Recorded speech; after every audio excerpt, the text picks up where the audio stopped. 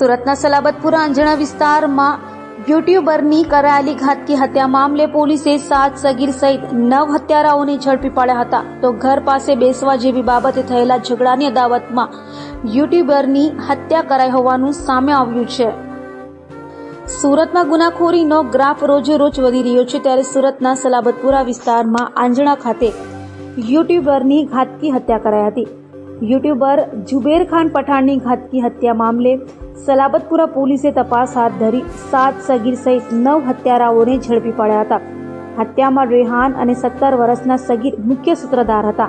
તો યુટ્યુબરના ઘર પાસે બેસી રહેતા સગીર સહિતનાઓને તેણે ટકોર કરી પોલીસમાં અરજી કરતા તેની અદાવતમાં હત્યા કરાઈ હોવાનું પોલીસ તપાસમાં સામે આવ્યું છે. હાલ તો સલાબતપુરા પોલીસે 7 સગીર સહિત રેહાન અને ફૈઝલ મળી 9 આરોપીઓની ધરપકડ કરી કાયદેસરની કાર્યવાહી હાથ ધરી હતી. સલાબતપુરા પોલીસ સ્ટેશન ખાતે 29/7/2024ના રોજ 11/60/2024થી ભારતીય ન્યાય સંહિતાની કલમ 103(1), 54, 61 અને જીપી એક્ટ 135 મુજબ એક હત્યાનો ગુનો નોંધવામાં આવેલો છે. આ જે બનાવ છે એ આંજણા ફાર્મ અનવરનગર પાસે બનેલો છે અને એમાં જે મુખ્ય આરોપી છે એ રેહાન ઉર્ફે ગોરા સમીર શેખ, જે ઉંમર વર્ષ 18, અને એની સાથે ફૈઝલ ઉર્ફે તરોપા ઉર્ફે ભૂખા શેખ ફરીદ શેખ હમીદ, જેની ઉંમર વર્ષ 18 છે. આ બે આરોપીઓની સાથે અન્ય કાયદાના સંઘર્ષમાં આવેલા 7 કિશોર પણ આમાં ગુનામાં ઇન્વોલ્વ હતા. આ બનાવ જે છે એ ભૂતકાળમાં જે મરણ જનાર છે એની સાથે થયેલી માથાકૂટ છે એના કારણે બનવા પામેલો છે.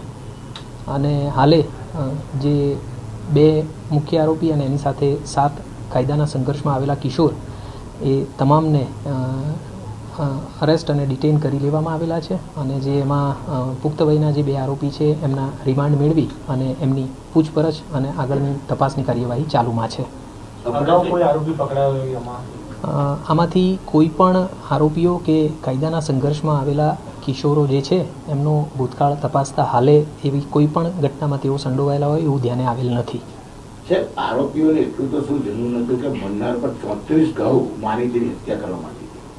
એકચ્યુઅલી અમારી જે પૂછપરછ છે એમાં અમારા ધ્યાનમાં એવું આવ્યું કે જે 8 મહિના પહેલાં મરણ જનાર અને આ જે આરોપી અને કાયદાના સંઘર્ષમાં આવેલા કિશોર છે એમની વચ્ચે માથાકૂટ થઈ હતી. કારણ કે આ જે કાયદાના સંઘર્ષમાં આવેલા કિશોરો અને આ જે આરોપીઓ છે એ મરણ જનારના ઘરની સામે બેસી રહેતા હતા.